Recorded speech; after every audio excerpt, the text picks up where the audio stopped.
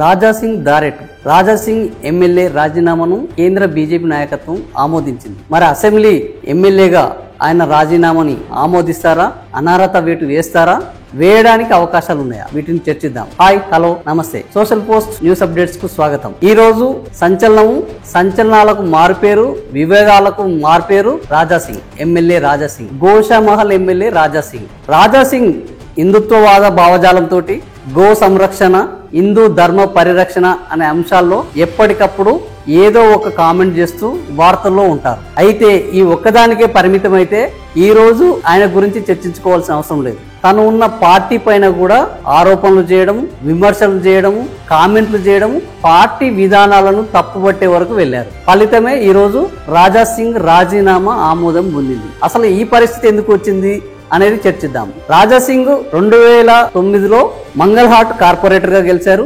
ఆయన మొదటి నుంచి హిందుత్వ భావజాలం ఉన్న వ్యక్తి. ఆ మంగళహాట్ కార్పొరేటర్ తర్వాత 2014లో బీజేపీలో జాయిన్ అయి ఎమ్మెల్యేగా మొదటిసారి గెలిచారు. ఆ తర్వాత 2018లో మళ్ళా అదే గోషామహల్ నుంచి ఎమ్మెల్యేగా పోటీ చేసి మళ్లీ గెలిచారు.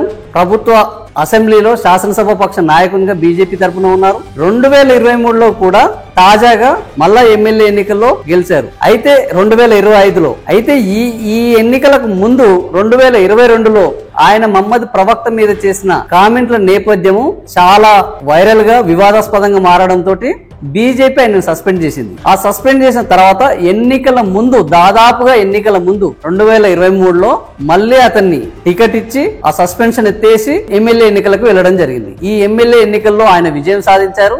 విజయం సాధించిన తర్వాత ఆ ఎన్నికల సమయంలో, ఎంపీ ఎన్నికల సమయంలో ఆయన మాధవీలత మీద తీవ్రమైన కామెంట్లు చేశారు. మాధవీలతను కేంద్రంలో ఉన్న బీజేపీ హైదరాబాద్ ఎంపీగా నిలబెడితే, హైదరాబాద్ ఎంపీగా నిలబెట్టడానికి మొగాళ్లే దొరకలేదా మా పార్టీకి అని పార్టీని ప్రశ్నించారు. పార్టీ యొక్క ఎంపికను ప్రశ్నించారు. అప్పుడు ఎన్నికలు ఉండడంతో ఆ వివాదం అలాగే సద్దుమణిగిపోయింది. ఆ ఎన్నికల్లో మాధవీలతకు ఎలాంటి క్యాంపెయిన్ లో రాజాసింగ్ సహకరించలేదు. మాధవీలత గెలుపు కోసం ఏ విధంగానూ పనిచేయలేదు. దాని ఫలితంగా మాధవీలత ఓడిపోయింది. ఆ తర్వాత ఇటీవల బీజేపీలో రాష్ట్ర అధ్యక్ష ఎన్నికలు వచ్చినాయి, పార్టీ అధ్యక్ష ఎన్నికలు వచ్చినాయి. ఈ ఎన్నికల్లో కేంద్ర పార్టీ నిర్ణయించిన వాళ్ళే ఎట్టి పరిస్థితుల్లో నామినేషన్లు వేస్తారు, వాళ్ళనే ఎన్నుకోవడం జరుగుతుంది.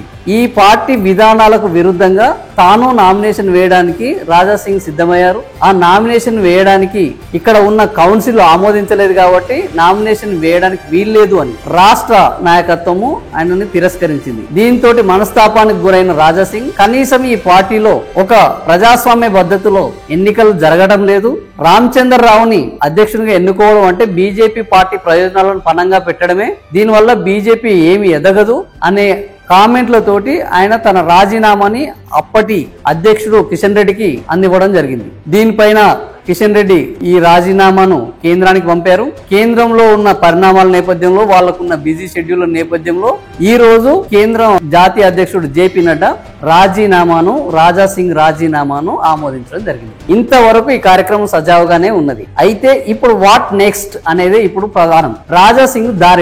రాజాసింగ్ బీజేపీని వదిలేశారు, కాంగ్రెస్ కు వెళ్లారు. ఎందుకు అంటే కాంగ్రెస్ అనేది హిందుత్వ భావజాలంతో పనిచేయదు. ఈయన పరిపూర్ణమైన హిందూ ధర్మ రక్షణ, గో సంరక్షణ, ముస్లిం వ్యతిరేక భావజాలంతో ఉంటారు. ఆల్రెడీ కాంగ్రెస్ తోటి ఎంఐఎం అంటగాగుతున్న నేపథ్యంలో ఎంఐఎం కు వ్యతిరేకంగానే ఉండే పార్టీలో ఈయన ఉంటారు. ఆ ఎంఐఎం కు వ్యతిరేకంగాను, కాంగ్రెస్ కు బద్ద శత్రువుగాను బీజేపీ మాత్రమే కొనసాగుతుంది కాబట్టి బీజేపీలో ఉన్నారు. ఇప్పుడు అదే పరిస్థితి బీఆర్ఎస్ లోకి వచ్చే అవకాశం లేదు. బీఆర్ఎస్ కూడా ఆల్మోస్ట్ ముస్లిం ప్రో పార్టీగానే ఉంటుంది. ముస్లింలకు అనేక పథకాలు తీసుకొచ్చింది. ముస్లింలు ఈ వేరు కాదు, ఈ భారతీయులే అనే విధానాన్ని అవలంబిస్తున్నది కాబట్టి ముస్లింలు అనుకూలంగా ఉన్న బీఆర్ఎస్ పార్టీలకు వెళ్లే అవకాశం లేదు. ఇంకా ఏ పార్టీలు ఉన్నాయి మన దగ్గర అంటే ఇప్పుడు ఏ పార్టీలు లేవు. ఒకటి సొంత పార్టీ పెట్టుకోవాలి, లేదు అంటే ఇటీవల వచ్చిన టాక్ ఏంటంటే జనసేన పార్టీలోకి వెళ్తారు. ఎందుకు అంటే జనసేన కూడా ఇటీవల కాలంలో చూస్తే పవన్ కళ్యాణ్ తీరు చూస్తే ధర్మ పరిరక్షణ, హిందూ సనాతన ధర్మము, దేవాలయాలు, హిందుత్వము అనే విధానంలో పవన్ కళ్యాణ్ గారు వెళ్తున్నారు, డిప్యూటీ సీఎం ఆంధ్రప్రదేశ్. ఈ నేపథ్యంలో జనసేన పార్టీకి హైదరాబాద్ లో కూడా కొంత క్రేజ్ ఉన్నది, పవన్ కళ్యాణ్ కు కూడా క్రేజ్ ఉన్నది. ఈ క్రేజ్ ను వాడుకుంటే జనసేన పార్టీలోకి వెళ్తే ఈయన ఒక ఇండిపెండెంట్ గా తయారవుతాడు. జనసేన పార్టీకి తెలంగాణలో తాను ఒక ముఖ్య నాయకుడికి కూడా ఎదిగే అవకాశం ఉన్నది. ఈ నేపథ్యంలో జనసేన వైపు అడుగులేసే అవకాశం ఉంది అనేది ఒకటి వినిపిస్తున్నది. అయితే ఈ అడుగులేసే ముందు ఈయన పార్టీకి మాత్రమే రాజీనామా చేశారు, ఇంకా అసెంబ్లీ సభ్యత్వానికి, తాను శాసనసభ సభ్యత్వానికి రాజీనామా చేయలేదు. ఇప్పుడు కేంద్రంలో రాజీనామాను ఆమోదించిన బీజేపీ పార్టీ ఈయన రాజీనామాను రాష్ట్రానికి పంపిస్తుంది, అసెంబ్లీకి. అయితే అతను ఇక మా పార్టీ సభ్యుడు కాదు, మా పార్టీ సభ్యత్వం నుంచి ఆయనని తీసేయడం జరిగింది, ఆయన రాజీనామాను ఆమోదించడం జరిగింది, కాబట్టి ఆయనని మా పార్టీ సభ్యులుగా గుర్తించమంటే ఆయన మీద అనర్హత వేటు వేసే అధికారం మాత్రం స్పీకర్ కు ఉంది. అయితే ఈ అనర్హత వేటు వేసే విషయంలో విచక్షణ కూడా స్పీకర్ కే ఉన్నది. ఈ ఈయన రాజీనామా చేస్తాడా, ఆయన అనర్హత వేటు వేస్తాడా, ఈ రెండు అంశాలు ఇప్పుడు తేలాల్సిన అవసరం ఉన్నది. ఈయన రాజీనామా చేస్తే అంగీకరించవచ్చు, దాన్ని హోల్డ్ లో పెట్టవచ్చు, లేదా అనర్హత ఓటు వేయవచ్చు, వేయకపోవచ్చు. ఈయన కాంగ్రెస్ పార్టీకి ఈయన సపోర్ట్ చేస్తాడా, క్రైసిస్ లో అంశాల వారిగా మద్దతు తెలుపుతాడా అనే దాని మీద కాంగ్రెస్ పార్టీ ఈయన మీద నిర్ణయం తీసుకోవాల్సిన అంశం ఉన్నది. ఇప్పటికే కాంగ్రెస్ ఎంఐఎం తో ఉన్నది కాబట్టి రాజా సింగ్ కాంగ్రెస్ కి ఎట్టి పరిస్థితుల్లో అంటగాగే విధానం లేదు. అలాంటి పరిస్థితుల్లో ఈయన మీద ఒక వేటు వేసి రేపు గోషామహల్లో ఉప ఎన్నికకు కారణమవుతారా, ఉప ఎన్నిక తీసుకొస్తారా లేదా అనేది ఇప్పుడు పూర్తిగా శాసనసభ స్పీకర్ పరిధిలో ఉన్నది.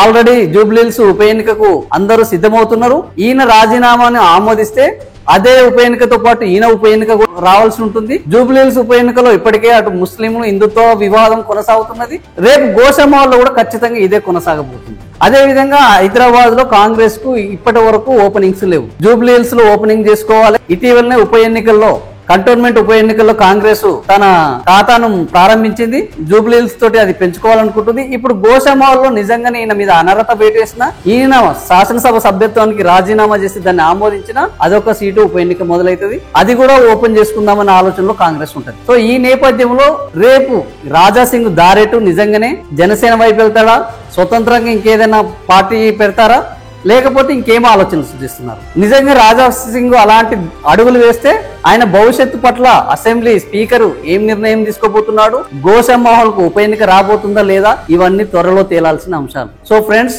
ఇప్పుడు రాజకీయాల్లో గోషామహల్ ఒక ఆటగా మారింది.